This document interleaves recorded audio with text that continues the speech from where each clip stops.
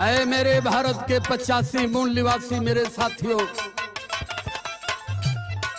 सम्मानित OBC SC ST के लोगों के लिए एक गीत मेरी जा रही है। कहते हैं हमारे मास्टर राम पलट जी। सौरभ बेटा तो लोग लड़का हुआ है भाई। हम अपने जिंदगी में रामचरित मानुष 7 दाई अयोध्या कांड से लेके उत्तरकांड ले खत्म कैले, लेकिन 300-400 पन्ना में खाली झूठे मिलबे के सच को ना। पहले में सुनली में मास्टर राम पलट जी कहते राम जन्मला मुहे से उनका माई खैली। मुहे से खाए वाला चीज बचदानी में कैसे गयल, लगली खोजे कहीं मिलबे न कयल। ओकरे बाद कली उनका मेहरी देखी का जानी वो कायदे से जन्मल हो। पता चलल कि महाराजा जनक का बेटी जनक नंदनी जब लगली खोजे जनक नंदनी के, तो जनक नंदनी के पता चलल कि उनका माई बाबू बिना बस का नंगे रात में हर जोतत रहना धर दे हर कब फाल मने जौन फरवा रहा। अब का लड़का सौरभ औरब तो बेटा हर जोतत ना देख ले बा। हमहन अपने जवानी में हर जोतल जा 6 बजे नादल जा तो 12 बजे माठा जाए आ ओके माठा पी के 4 बजे ले जोतल जा। आ मैं दिन जोतल जा तो 2-3 बिस्सा जोत दियल जा तो हर चल तो हर जाए के एक घड़ा से टकरायल तो वही में लड़की क्यों क्यों करत निकलल। राजा जनक उठा लेना चला पानी भले न बरसल, लेकिन एक लड़की हर जोते में मिल गई। यो समझ में ना बैठल, लगली खोजे लगली हम तो जैसे भी लगवाए के खेत जोतवली। वो ज्योति कहाँ खाली गाड़ा मारे कहीं का जानी देखिए काठे लड़का लड़की मिल जाए। यही में पूरा खेत खनवा देली, कहीं एको लड़का लड़की नहीं मिलना। कहली तो इनके बाबू के खोजी, इनका बाबू कहाँ से आयल रामचंद्र जी का। जब उनके बाबू के बारे में खोजे लगली तो पता चलल कि धरती खोदात रह जग कराओ खातिर हवन कुंड बनत रह। तो जब 10 फुट नीचे ले खोदायल तो एक ठे रथ निकल और वही रथ पर केहाँ केहाँ करत निकलना रामचंद्र का बाबू। तो उनका नाम दशरथ रखा है।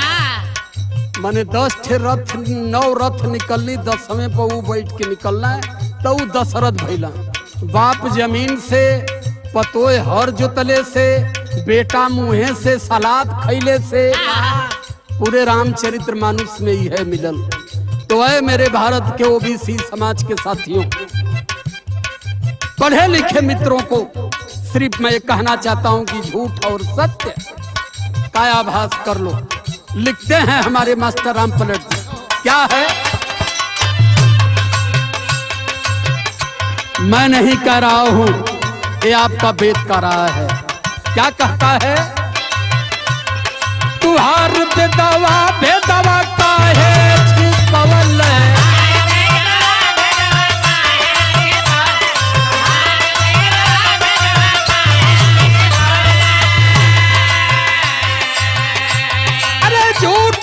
खंड में, अरे झूठा पखंड का उरैया देखवल तुहार बेदावा भेदावा का है छिपवल बेदावा का है छिपवल।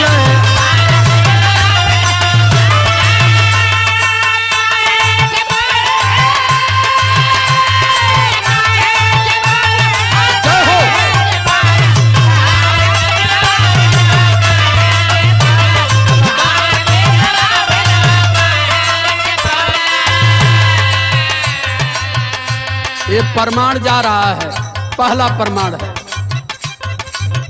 मैं अपने मूल निवासियों से और हमारे मूल निवासियों में जो हमारे श्रेष्ठ ब्राह्मण की बाड़ियों का सम्मान करते हैं, दोनों लोगों से सवाल है। आप मानते हो और हमारे पंडित जी बताते हैं, क्या है? रावण विद्वाना बड़ा बलशाली,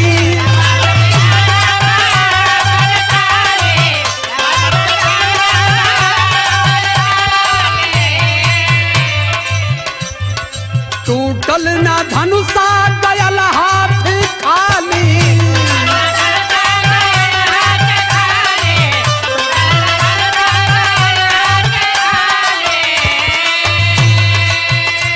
अरे लक्ष्मण रेखा से कहीं से सीता के उठवल तुहार बेदावा भेदवा काहे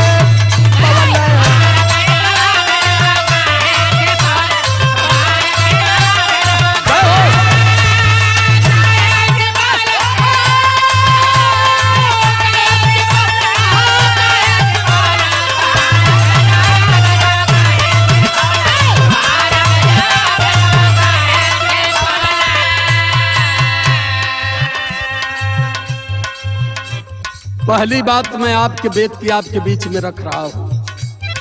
आपका वेद बताता है पंचवटी से रावण सीता को लक्ष्मण रेखा खींचने के बाद भी सीता को लेकर के भाग चला लंका। लेकिन ऐ मेरे श्रेष्ठ ब्राह्मण और मेरे ओबीसी समाज के साथी, जो नया मकान बनवा के 24 घंटा रामायण का रटन करवाते हो, बताओ जिस स्वयंवर में जनक नंदिनी का स्वयंवर उनके पिता ने रखा, जनक ने, जो धनुष को तोड़ेगा जानकी उसके गले में वरमाला डाल देगी, उस स्वयंवर में रावण महाराज भी गए थे, धनुष को हिला तक नहीं सके। लेकिन वही रामायण बताता है कि उस धनुष को सीता बचपन में एक हाथ से उठा करके झाड़ू बहोरा करती थी। और महाराजा जनक समझ गए कि मेरी बेटी साधारण कन्या नहीं है। उन्होंने शर्त रखा ये शिव धनुष है। फिर यहाँ मामले में संशय हो गया सौरभ। आज तक कभी हमने भगवान शिव को नहीं देखा त्रिशूल और डमरू के सिवाय। इसी धरती के कुछ पाखंडी गांव-गांव में घूम करके शिव चर्चा लगवाते हैं। उन पाखंडियों ने भी नहीं बताया कि त्रिशूल के बाद भगवान शिव धनुष भी चलाते थे। लेकिन वो भगवान शिव की कमन सी धनुष थी, जिस धनुष को ले जाकर के जनकपुर में रखा है। देश के पढ़े लिखे नौजवानों को जो वेद पढ़ता है और अपने बुजुर्गों से और श्रेष्ठ ब्राह्मणों से मेरा सवाल है, जिस धनुष को रावण नहीं उठा पाया, सीता एक हाथ से उठा लेती थी, उस सीता को रावण कैसे कोरा में उठा के लेके रथ पर बैठा के लंका चल गया। अब लंका जब हम पहुंचते हैं लंका कांड में, तो वहां हम देखते हैं कि जब रावण सीता के पास अशोक वाटिका में जाता है, तो सीता की शरीर से लवर निकला, करंट निकला, तो रावण पीछे हट जाए। बताओ, यहाँ पंचवटी में सीता को रावण उठा करके ले गया, लेकिन अशोक वाटिका में कौन पावर हाउस फिट हुआ सीता के शरीर में? अब वहां आप कहोगे कि प्रभु राम की कृपा थी, लेकिन बताओ मुझे पंचवटी में प्रभु राम की कृपा कहां गई थी? अब हम समझदार हो गए। और मैं खास तौर से अपने ओबीसी एससी एसटी के लोगों को कहना चाहूंगा, पढ़ लिख करके भूसा खाने का प्रयास मत करो। सत्य असत्य क्या है इसकी पहचान कर लो। अभी नजदीक है, केवल आरक्षण से ही आप मुक्त किए गए हो। आने वाली समय में नहीं सुधरे तो पूरी संपत्ति से बेमुक्त किए जाओगे। दूसरी लाइन हमारी बता रही है, क्या है?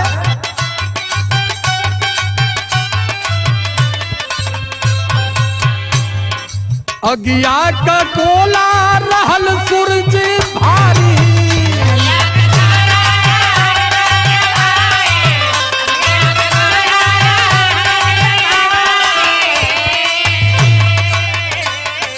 हलवा समझ कपी घोटे बलकारी, हलवा समझ कपी घोटे।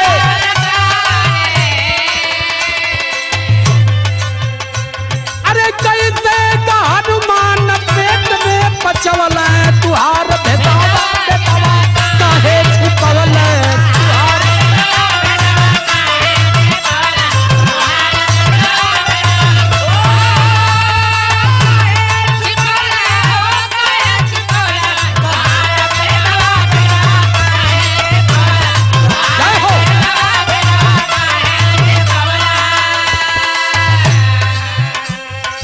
मैं नहीं कर रहा हूँ, आपका रामायण कर रहा है। मैं तो वैज्ञानिक युग में पैदा हूँ, मैं विज्ञान को मानता हूँ। मेरे प्रभु तथागत हैं, मेरे भगवान B.R. अम्बेडकर हैं। और मैं किसी को नहीं जानता हूँ, न मानता हूँ, न देखा हूँ। लेकिन आप बताओ मुझे, लिखा है आपके हनुमान चालीसा में, हमारे OBC SC ST के साथी 6 बजे नहा के अगरबत्ती लेके बाल समय रवि भक्त चलियो, कभी तीनों लोक भयो अधियारो। बताओ, धरती से 1000 गुना बड़ा सूर्य है, वो एकाक का दहकता हुआ गोला है। हनुमान एक बंदर जन्मा जंगल में और फल समझ करके जाके घोंट गया उसे। खैर ठीक है, घोंट गया होगा, लेकिन उस बच्चे की अंतड़ी जवन बच्चा सौरभ कायदे का 1 पाव भैंस का दूध पिया देवा तो छेरे लगे, हजम ना कपोता।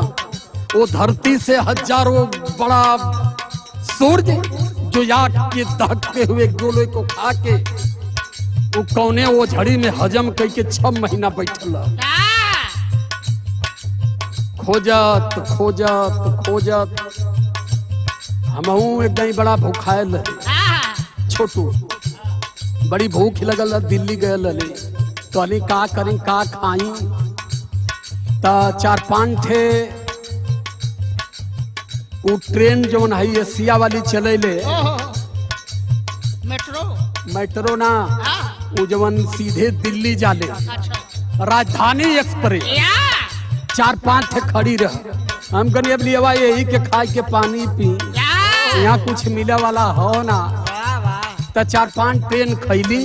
सुनो मेरे श्रेष्ठ ब्राह्मण, 25 ट्रेन घोटा हूँ मैं, 5 जेट फाइटर विमान खाया हूँ, कई दिन का मैं भी भूखा हूँ। जिस दिन पा गया उस हेलीकॉप्टर को भी खाऊंगा। तहजीब होगी तेरे अंदर, बनवा करके एक मंदिर मेरी भी पूजा करो तुम, क्योंकि मैं इंसान हूँ, मैं बोल रहा हूँ। हनुमान की बोल कोई नहीं सुना है, लेकिन मैं कह रहा हूँ। पहले अपने हनुमान को ला के खड़ा करो और बताओ, सूर्य धरती से 1000 गुना बड़ा सूर्य वो तेरे हनुमान ने कैसे घोटा था? कहाँ इस देश की संस्कृति को ले जाना चाहते हो? इस देश की सभ्यता और नैतिकता को कौन सी संदेश देना चाहते हो? मैं नहीं कह रहा हूं, आपका वेद कह रहा है। क्या कहता है? इसीलिए दुख है मुझे छोटू कि जिसे धर्म ग्रंथ माना जाता है वो पूरा धर्म ग्रंथ झूठ की बुनियाद पर बना हुआ है, और उसी को हमें पढ़ाया जाता है कि ये हमारा धर्म ग्रंथ है। लाइन हमारी बता रही है, क्या है?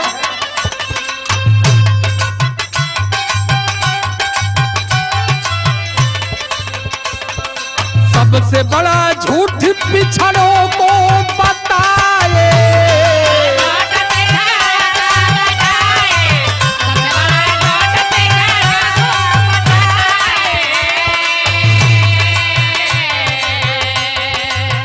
हाथी के गर्दन से गणेश को बनाए,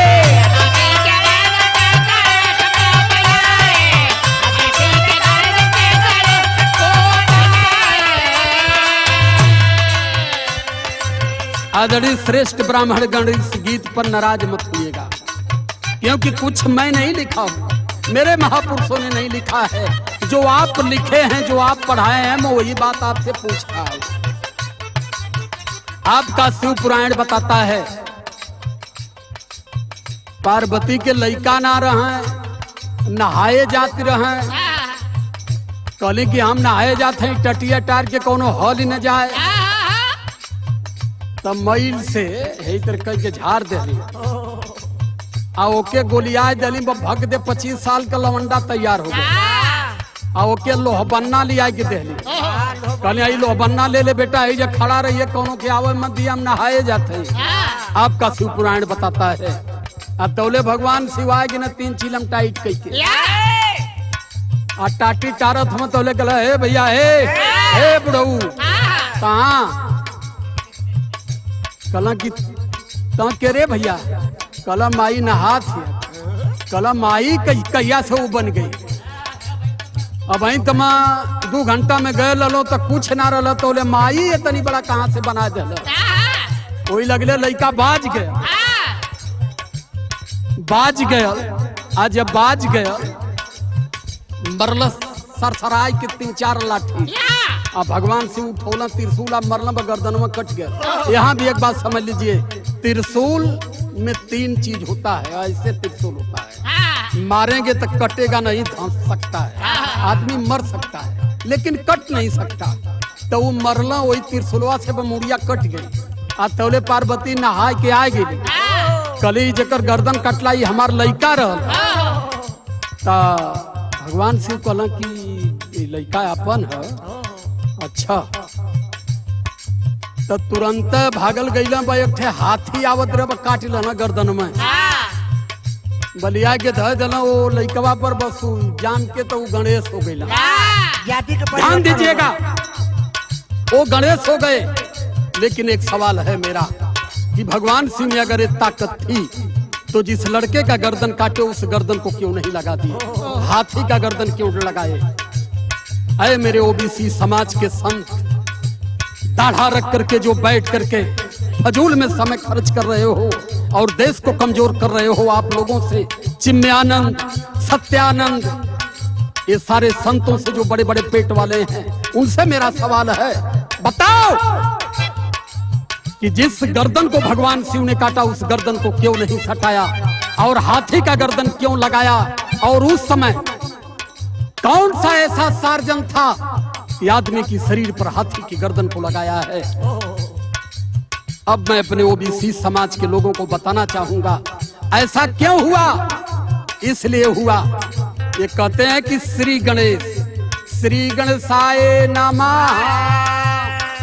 ई काहे कहला कि ये ओबीसी अही चमार कहार कोहार माझी मल्ला हाई हमरे झूठ का शुरुआत हो। यही गणेश के मान लेबा तो पूरी रात हमरे झूठ के तू सुनत रहबा, आ जब जब कहब तब तब माल ठेलत रहबा। ये है सत्य। मैं किसी को दुख देना नहीं चाहता हूँ मित्रों, लेकिन परेशान हूँ कि आखिर भारत जैसे महान देश में इतनी बड़े झूठ का पुलिंदा और पाखंड क्यों पैदा किया गया है? कहता है आपका ग्रंथ क्या?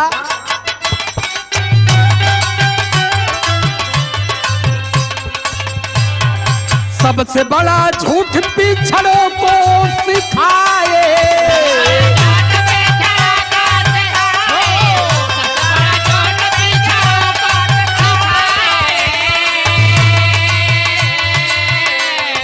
हथवा के मैल से गणेश को बनाए।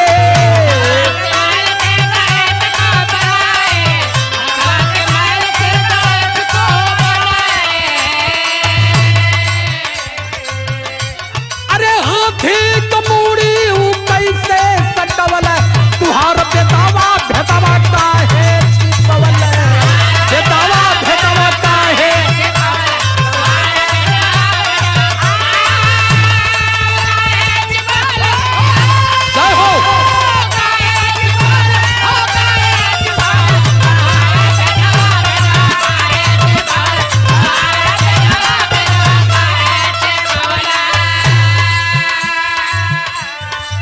आखिरी लाइन लिखते हैं हमारे मास्टर राम पलट जी और हमारे संतोष कुमार बौद्ध जी, हमारे शिवबच्चन बौद्ध, हमारे दुर्विजय बाबू, सौरभ बाबू, छोटू बाबू, गोलू बाबू, पिंटू बाबू, सभी लोग बड़े ध्यान से सुन रहे हैं, संगत कर रहे हैं।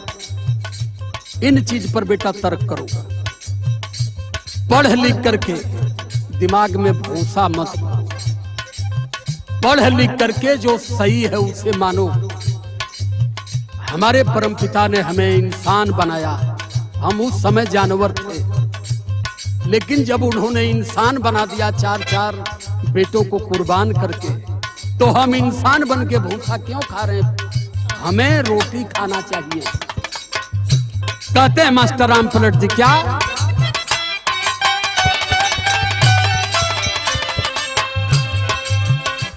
अरे राम पलट का विचार करा भाई,